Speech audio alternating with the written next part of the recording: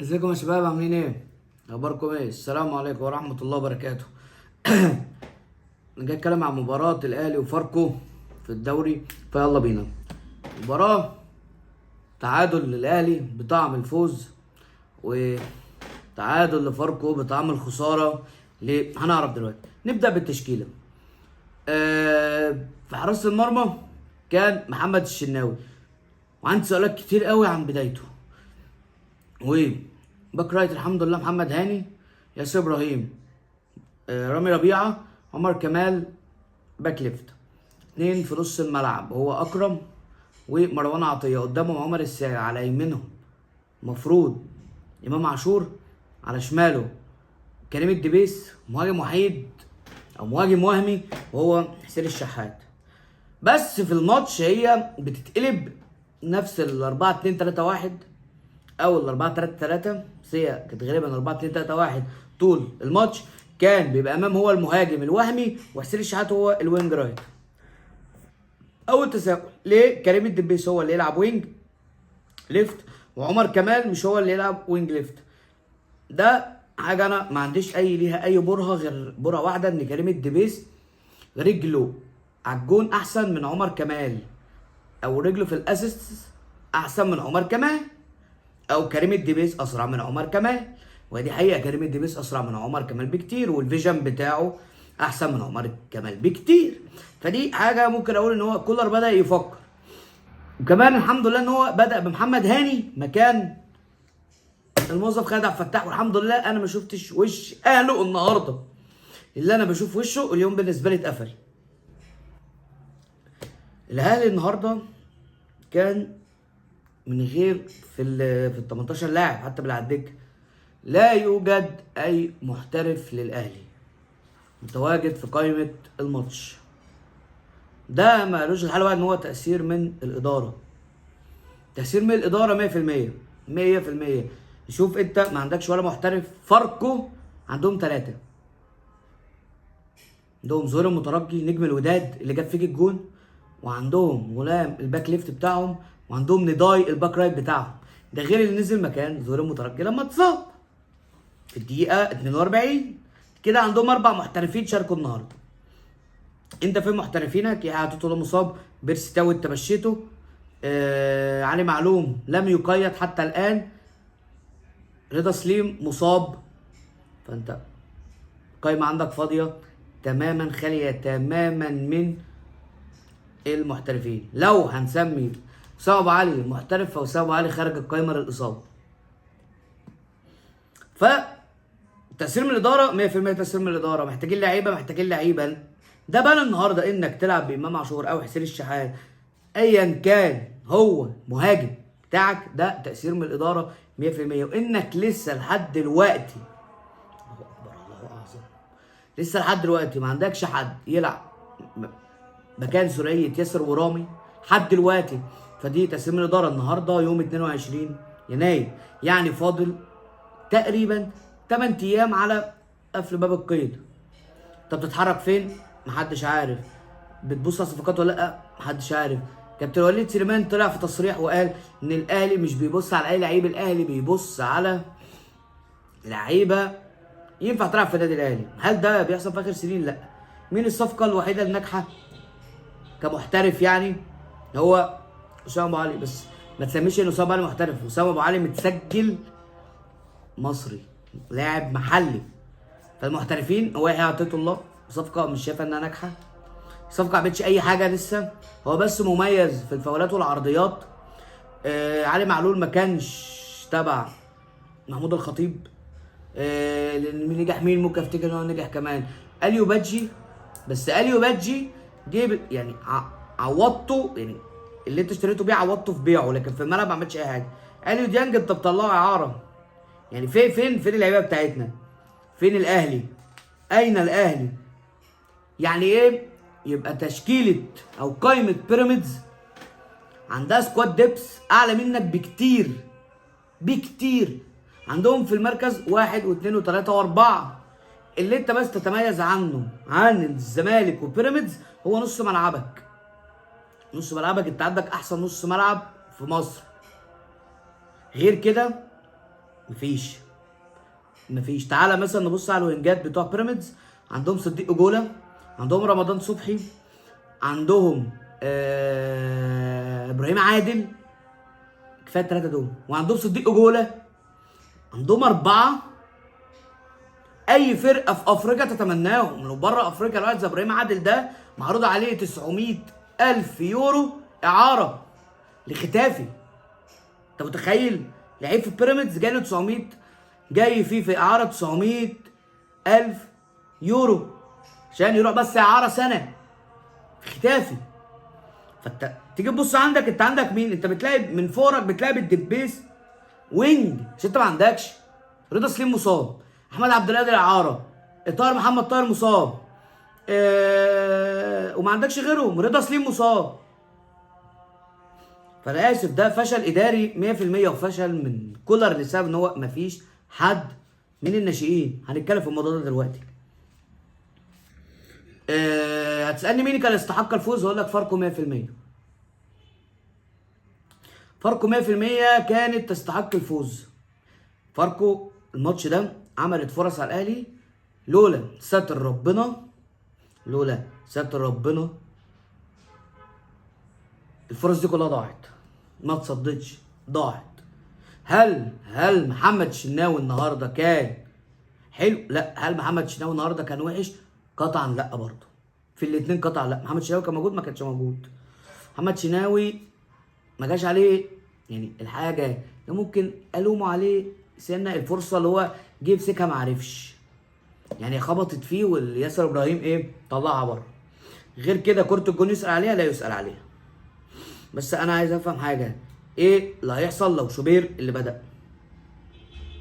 مصطفى شوبير لو بدا، يعني محمد شناوي كبير في السن، عنده تقريبا يا 35 يا 36 سنه، يعني حارس بيعتزل. المفروض احنا دلوقتي نبدا ندي لمصطفى شوبير ونبدا نجدد لحمزه علاء لو اصلا مش عايز يجدد. انك معلش انت بتديله 30,000. في لعيب بياخد، في لعيب في دول في القائمه دي كلها بياخد لحد 30,000. لعيب دولي، لعيب اولمبيكس، لعيب عالمي، حارس عالمي. حمزه علاء كانوا بيتكلموا عليه اصلا بره ان هم يشتروه. انت قلت لا، حمزه علاء هيفضل قاعد معايا اللي انا محتاجه. طب حلو، ابدا بقى طلع الشناوي من الصوره. الشناوي كبر، كنت سيبه يا اخي بيع، يعني طلعه اعاره ولا بيع للسعوديه في الشتاء، في القايمه اللي احنا فيها دلوقتي في الترانسفير ويندو ده. كده ما اعرفش صراحه محمد شناوي ليه لسه بيلعب لحد دلوقتي. يعني انت لعبت الماتش اللي فات مصطفى شوبير، لعب بقى مصطفى شوبير تاني، ادي المصطفى. يعني الحمد لله ربنا وبارك الماتش اللي فات ومحمد الشناوي اخيرا يعني من علينا وقعد دكه لمصطفى شوبير الحمد لله. تقوم انت بقى عشان تراضيه تقوم نلعبه الماتش ده كمان مكانه؟ طب ليه؟ يعني شوبير ما اعتقدش ان هو اثر معانا في حاجه، واللي هيشيله ماتش اورلاندو او الماتش اللي لعبه يبقى انا اسف ده حمار او ما بيفهمش او ما عندوش نظره. لكن ما تجيش تقول لي لا الشناوي والحارس الاساسي بتاعي. حارس اساسي على عيني وعلى راسي، بس حاجه. شوبير اللي جايب لك البطوله اللي فاتت، شوبير اللي ما دخلش فيه ولا جون غير في النهائي. شوبير ما دخلش فيه جون اصلا. شوبير اتكسر رقم الكلين شيت بتاعه ماتش اورلاندو، كان قبل كده داخل فيه جون في دور المجموعات، ومن دور المجموعات هو اون فاير لحد ماتش لعبه قدام اورلاندو. اتكسر الريكورد بتاعه التاريخي. فانت عندك اصلا حارس عامل ريكورد تاريخي وحارس دولي، ميعاده دي ليه انا ما اعرفش. في الدقيقه 22 الهدف الاول لظهير المترجي واحتفاله كده. احتفاليه مستفزه. الجون يسأل عنه حد، الجون لا يسأل عنه حد. الجون حلو، الجون حلو.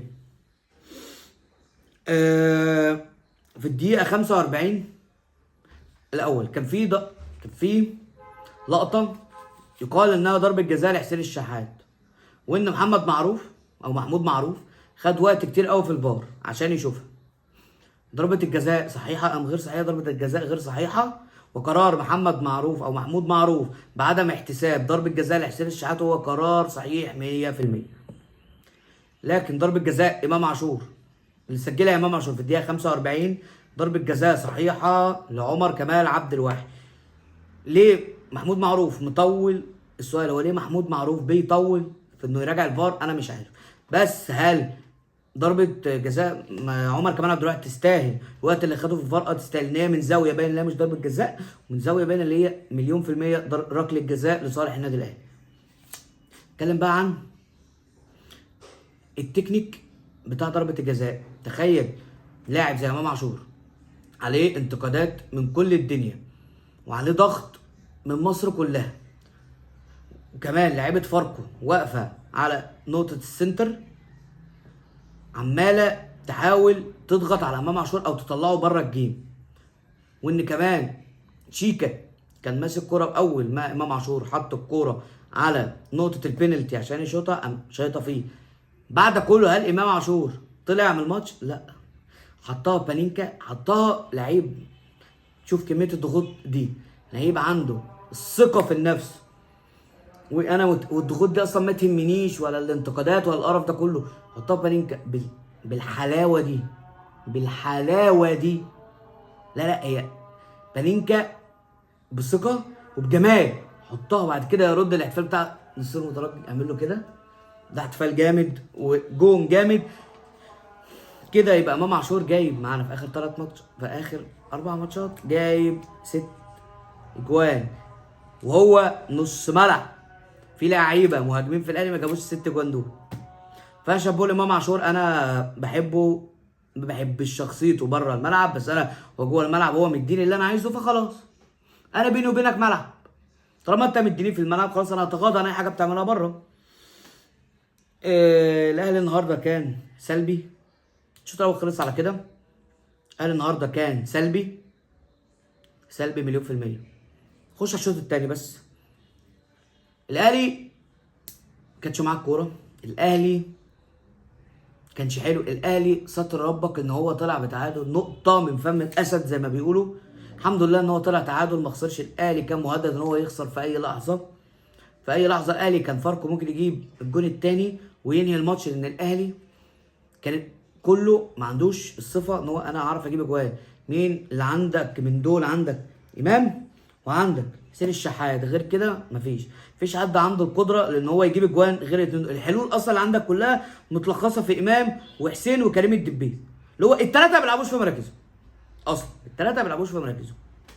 عمر الساعي كان حلو، عمر الساعي انا معجب بالولد ده جدا، معجب بيه. اللي هو اشوف كميه الانتقادات والسعر اللي هو جه بيه، لا بس هو عاجبني قوي قوي قوي. كده في الدقيقه 66 3 تغييرات للنادي الاهلي بخروج عمر الساعي ونزول محمد مجدي قفشه، اللي ما فرقش ان برضو محمد مجدي قفشه كان بيحاول ينقلنا لقدام، بس فكره ان ما عندكش حد يخلص، فمجهود محمد مجدي قفشه لا يكلل باي شيء. بس قفشه كان حلو، وخروج عمر الساعي، نزول محمد علي لاعب من ناشئين الاهلي، لاعب مواليد 2005، وخروج كريم الدبيس. ده بيلعب مركز ايه؟ ده بيلعب مركز وينج. حلو انك بدأت تدي الوينجات عندنا فرصة من الشباب. محمد علي النهارده ما عملش حاجة، بس خد فرصة يبدأ ياخد الثقة في نفسه. زي اللي بعده نزول سمير محمد وخروج أكرم توفيق. سمير محمد بياخد الثقة، سمير محمد بيحاول، سمير محمد بيضغط، سمير محمد أنا شايف إن هو يبدأ ياخد دقايق أكتر من كده شوية، يعني يبدأ ينزل بالشوط التاني، يبتدي المباراه هو، ونقدر نقيم ساعتها سمير محمد. لكن سمير محمد خارج التقييم لانه لعيب صغير. خروج اكرم توفيق انا عايز اقف وقفه عند اللعيب ده. اكرم توفيق، احنا اللي عملناك يا اكرم، لا الجماهير اللي عملتها كلها اللي عملت انك تلعب بالمنظر المقرف ده، مكسل تدخل على الكوره، خايف على رجلك من الاصابه، مفيش الحميه اللي انت كنت بتعملها، اللي هو ويدخل يجيب تاكل يقوم مطير المهاجم اللي قدامه ياخد الكرة ويجري. ماشي فيه اكرم توفيق الحاضر الغائب منذ 3 أو 4 مباريات للنادي الاهلي، من ساعه ما رفض التجديد وهو مش شايف. انا عايز اقول حاجه بس، يعني انا لو كابتن محمود الخطيب دخل عليا اكرم توفيق ويقول لي انا عايز 60 مليون، اقول لا، بره بره بره، هجيب حد تاني يحرث الارض. انا بالنسبه لي اكرم توفيق هو بيحرث ارض، ده مش لعيب كوره. ده مش لعيب كوره، ده لا يحق له التواجد داخل النادي الاهلي من الان. لاعب بيتنك على النادي، لاعب لما جاله عرض احسن من الاهلي عرضه قال لك لا انا همشي في داهيه 60 داهيه، روح يا ابني ربنا يوفقك في حته بعيده عن الاهلي وبعيده عننا. لكن انا لو اكرم توفيق جدد انا هبقى من الناس الغير مرحبه بوجود اكرم توفيق داخل النادي الاهلي بعد الميركاتو الجاي. الدقيقه 77 نزول اللعيب. لا نفسي افهم لحد دلوقتي بيلعب ازاي في النادي الاهلي هو كريم نيدفيد، خروج مروان عطيه. طب ايه المغزى من التغيير ده؟ عايز تكسب تمام، ما عنديش مشكله. انت عارف انت نص ملعبك كده عباره عن محمد مجدي قفشه وامام عاشور. هل ده نص ملعب؟ ده مش نص ملعب، ده مش نص ملعب، ده نص ملعب هجومي. انت ما عشان كده انا بقول لكم من بدايه الشوط الثاني وبدايه التغييرات الاهلي كان، انا اسف في اللفظ، بيتركب بسبب التغيير ده. ما خرجت واحد من اهم اللعيبه اللي عندك في الفرقه ونزلت لعيب زي كريم ندفد. كريم ندفد يعني ايه نص ملعب فيه كريم ندفد وقفشه وامام عاشور؟ كريم ندفد ايه اللي انت شايفه في كريم ندفد؟ ان هو ينزل ماتش او يتدرب اصلا في الاهلي. ايه اللي هو شايف ان هو يتدرب؟ والمشكله انه بياخد دقايق. فكرة كل ده ان هو بياخد دقايق فوق ده كله، بياخد دقايق كتير غير مستحقه. مستحقه اللعيبه اعلى منه بكتير، مستحق انك تجيب صفقه مكانه. هو واخد مكان في النادي على الفاضي، بياخد مرتب على الفاضي. والله انا مش شايف لكريم ندفد اي فايده في تواجده في النادي الاهلي حتى الان.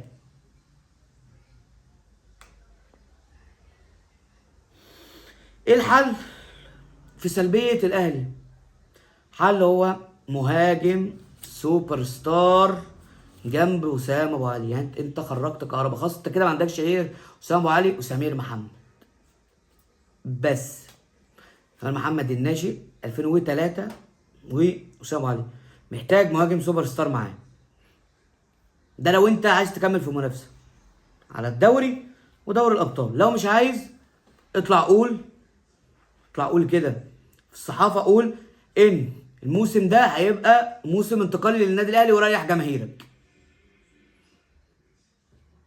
كمل بسمير محمد ووسام، قول ان الموسم ده موسم انتقالي، مش عايزين حاجه من الموسم ده، وريح جماهيرك بدل ما احنا عمالين نحرق في قلبنا وعايزين صفقات وفين الصفقات ويا كابتن محمود. انا تعبت من الموضوع ده، بس انا شايف اللي بيحصل ده ملوش حل واحد. اداره بخيله، اداره مش عايزه تصرف، اداره مش شايفه شغلها. لجنه تخطيط مش شايفه شغلها، لجنه الكوره كلها مش شايفه شغلها. وعار على الاهلي بتواجد لجنه تخطيط زي ده، سواء حسام غالي، محمد رمضان، زكريا ناصف، مختار. طبعا مع احترامي ومش بشيل القاب، دول كلهم دول كباتن عاليه. بس ان تبقى دي لجنه التخطيط فيها كميه الكباتن دي مش عارفين يجيبوا لعيبه للاهلي، فده اللي هيبقى غلط لجنه التخطيط مليون في الميه. مليون في الميه كده انا هشيل كل حاجه بتحصل في الاهلي الفتره اللي فاتت للجنه التخطيط. بس كده يا شباب، يا رب كل حاجه عجبتكم. ما تنسوش تعملوا لايك وشير وسبسكرايب. السلام عليكم.